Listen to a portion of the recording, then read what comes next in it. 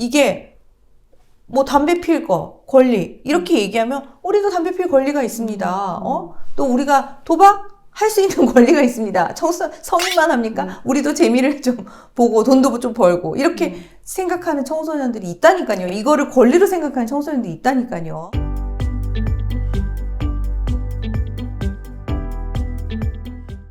안녕하세요. 오만과 편견 시청자 여러분. 오늘도 저희 채널에 오신 것을 환영합니다. 네, 저는 전총. 저는 연변입니다.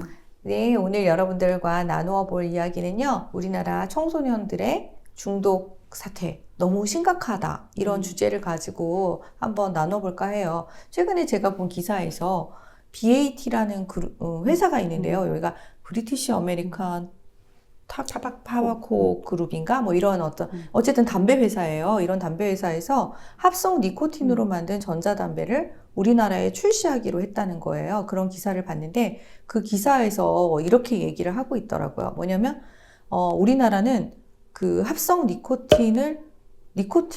담배로 분류하지 않는데요. 담배 소매법상 담배는 연초, 우리 이파리. 맞아요. 예, 그것만 인정하고 부르거든요. 액상으로 된 합성 니코틴은 담배로 분류를 하지 않아서 담배와 관련된 법으로 얘를 규제할 수가 없다는 거예요. 그래서 들어오는데 진입 장벽이 되게 낮은가 봐요. 근데 니코틴은 사실 중독이 있잖아요. 그쵸. 그래서 우리 옛날에 지금도 하죠. 이제 왜 담배 금연 운동하고 네, 요새도 노담 뭐 이런 거 캠페인도 하잖아요. 네네. 중독성이 있는 게 분명하고 게다가 합성 니코틴이기 때문에 그 부작용이 정확히 알려지지 않았을 뿐만 아니라 사람들마다 다를 수도 있고 청소년에게 그렇죠. 어떤 영향이 있는지 전혀 알 수 없는데 네. 규제가 없는 상태인데 이것에 대한 문제의식이 전혀 없다는 거. 네, 이게 얼마나 심각합니다. 문제의식이 없냐면 이 BAT 그룹에서 이렇게 해외로 수출을 하는데 첫 수출 국가가 우리나라라는 거예요. 우리나라가 법이 그게 없으니까 진입 장벽이 낮으니까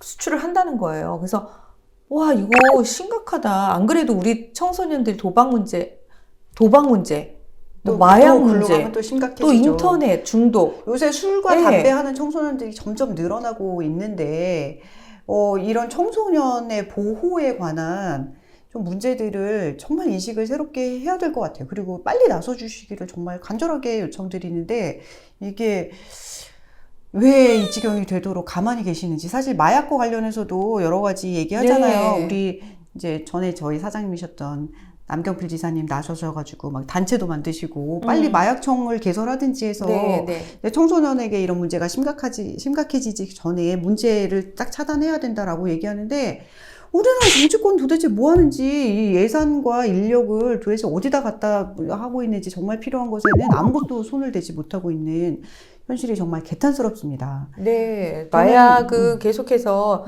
인터넷이 발달을 하면서 SNS도 발달하고 하면서 우리가 알지 못하는 드러나지 않는 통로를 통해서 계속해서 유통이 너무 쉽게 되고 있고 막 이런 게 영화로도 다뤄지고 이러니까 아이들이 그것에 대한 이게 범죄고 이게 얼마나 무서운지에 대한 그 감각 자체가 무뎌지는 것 같거든요. 그리고 무슨 중독 예방 교육 이런 거 한두 시간 해가지고 해결되는 상태가 아니에요. 네. 저는 이제 범죄 사건들을 하다 보니까 뭐 이런 말씀 드리면은 딴 세상 얘기라고 생각하실지도 있겠는데 담배 얻어피기 위해서 성매매를 하는 아이들이 있습니다. 네, 맞아요. 저는 정말 충격적인데 이게 중독이 심각한 거죠. 그리고 이런 것을 굉장히 쉽게 생각하고 중독되는 것에 대한 두려움이 사실 없고 그게 이렇게 청소년들은 뇌가 이제 그 보상이나 이런 것에 훨씬 더 빨리 반응을 하는 거예요. 그러니까 두려움보다 내가 이것을 했을 때 앞으로 어떤 일이 나한테 일어날지에 대한 그것을 예측하고 그것에 대해서 좀 두려워하고 절제를 하는 것보다 지금 당장 눈앞에 있는 이것들을 통해서 내가 얻는 보상, 쾌감 이런 것들에 더 민감하게 반응을 해서 얘네들이 성인들보다는 중독에 훨씬 더 약하다는 거예요. 네, 근데 이런 청소년들은 그래서 특별히 성인하고 다르게 더 이제 저희가 보호를 해줘야 되는데 이것들을 국가에서 보건복지부나 교육부나 어떤 방식으로 아이들을 보호하고 있는지 정말 답답한 상황이에요. 왜냐하면 이게 뭔가가 되고 있으면 이 그 도박이라든지 뭔가 이게 중독에 이제 가담하고 하는 이제 학생들의 수가 멈추던가 줄어들거나 해야 되는데 계속 늘어나고 있거든요. 맞아요. 예. 청소년 보호가 시급한 시점이죠. 예. 왜냐하면 전에 우리 영상 찍은 적 있잖아요. 청소년을 보호의 대상으로 볼 것인가, 예, 그렇죠. 권리의 대상으로 그렇죠. 볼 것인가, 권리 주체로 예, 볼 예. 것이냐.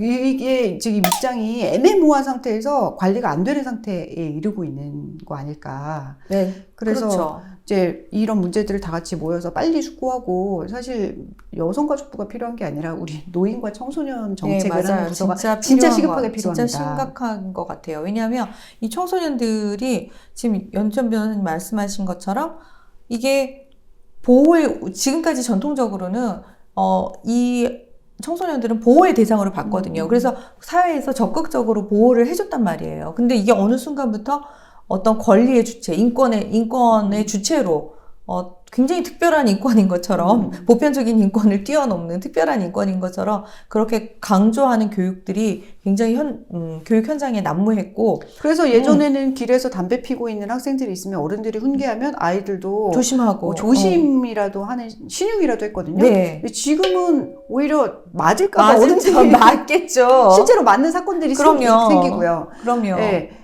이게 역전되고 있는 상황인 거죠. 네. 네, 그래서 이런 흐름들을 빨리 시급히 바로 잡아야 됩니다. 왜냐하면 이 청소년들이 곧 커서 성인이 되고 우리나라 사회에 중추가 된다고 하면 사회의 기본적인 이 질서 체계가 무너지는 건 단숨에 무너질 수도 있거든요. 그럼요.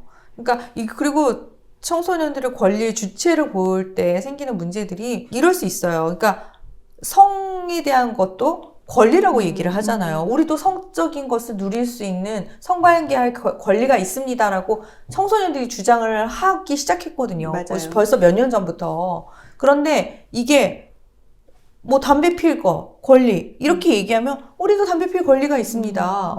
또 우리가 도박 할 수 있는 권리가 있습니다. 성인만 합니까? 우리도 재미를 좀 보고 돈도 좀 벌고 이렇게 생각하는 청소년들이 있다니까요. 이거를 권리로 생각하는 청소년들이 있다니까요. 최근에 어떤 이제 아버지가 인터뷰한 기사를 봤는데 우리 아들이 온라인 그 도박이 우리 아들을 죽였다고 막 이제 호소하는 그런 기사도 보았는데요. 이런 중독 문제를 쉽게 생각하시면 안 되고 또 중요한 중독 중에 하나가 이 SNS 중독. 그렇죠. 예, 관계 중독이라고 하는데 그것도 인간적인 관계가 아니라 대면 관계가 아니라 온라인으로 맺어진 인간관계에 대한 중독도 굉장히 심각하고 그렇죠. 이 세계 뭐 유튜브 중독도 있고요. 그럼요. 예. 스마트폰 과의존도 굉장히 심각한 중독이거든요. 그리고 다 아시겠지만 이 스마트폰 과의존 상태가 아이들 뇌를 파괴하는 그런 현상들, 팝콘 브레인으로 만드는 이런 현상들이 꽤 오랫동안 이야기가 되어 왔거든요. 근데 왜 이것들을 우리가 막아줄 수 없는가? 왜 이런 현상들을 멈출 수 없는가? 완벽하게 멈출 수는 없겠죠. 이미 막 몰려가고 있으니까. 그런데 이것들을 조금 그래도 브레이크를 걸어서 조금 주춤하게 만들고 뭔가 이게 시간이 지나면서 좀 줄어들고 이렇게 이래야 되는데 지금 계속 늘어나는 이 현상들을 보면서 국가가 뭘 하고 있는 거지?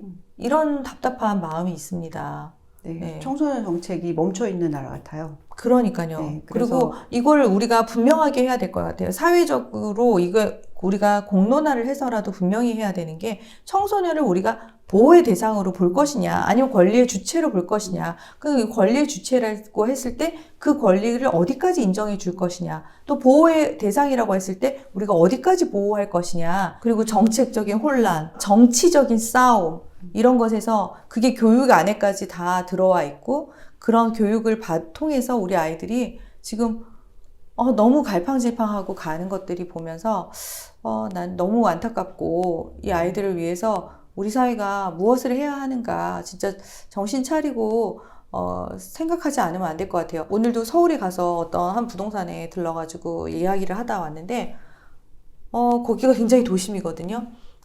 그렇다고 뭐 도심이라고 상업지구만 있는 건 아니에요. 굉장히 주택이 많은데 아이들이 없어가지고 학교 그 정원이 계속 줄고 있고 이렇다는 거예요. 그러니까 이만큼 아이들이 적은 나라에서 그리고 계속해서 저출산이 빠르게 개선되지 않잖아요. 이게 30년 넘게 이게 오랫동안 우리나라가 산하 제한 정책을 강력하게 해왔고 그게 마치 이렇게 관성에 이끌리듯이 계속 우리가 아무 생각 없이 이렇게 왔기 때문에 지금 심각한 저출산에 이르렀는데 이런 기조가 빠르게 해결되지 않고 이런 상태에서 계속 학령 인구가 줄어들고 있는데 그럼 우리나라 미래가 20년, 30년 후에 어떻게 될지 생각해보면 진짜 한 명 한 명 소중하게 생각하고 정말 나쁜 것으로부터 보호해서 지켜주고 또 아이들이 밝고 건강하게 클 수 있는 사회를 만들어가는 게 밝고 건강하고 단단하게. 그렇지. 그렇게 살아가도록 만들어주는 게 우리 어른들의 책무가 아니겠어요? 근데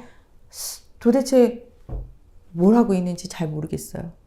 네, 그래서 아이들을 청소년의 중독 문제에 대해서 좀 우리 어른들이 어떻게 대응하면 좋을지에 대한 적극적인 논의가 진짜 너무 절실히 필요한 상황입니다.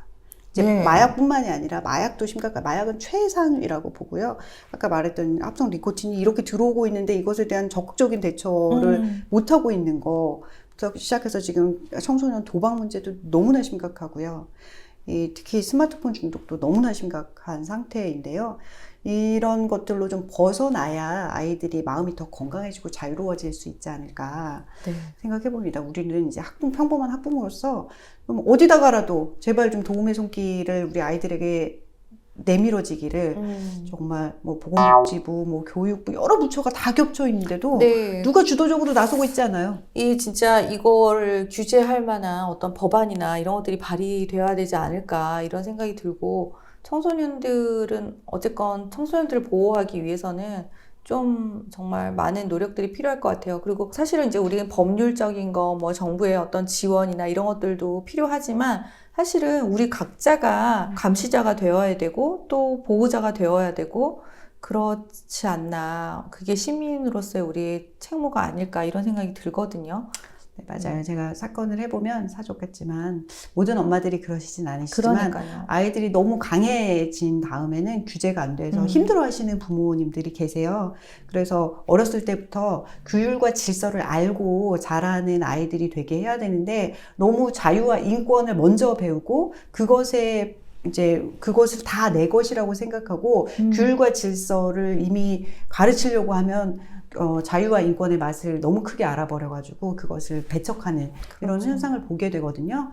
그래서 좀 사회가 질서 있게 아이들을 보호하면서도 규율과 질서가 제대로 살아있는 그런 성장이 있었으면 좋겠다 이런 생각해 봅니다. 네. 지금까지 시청해주신 여러분 감사합니다. 다음에 또 만나요. 감사합니다.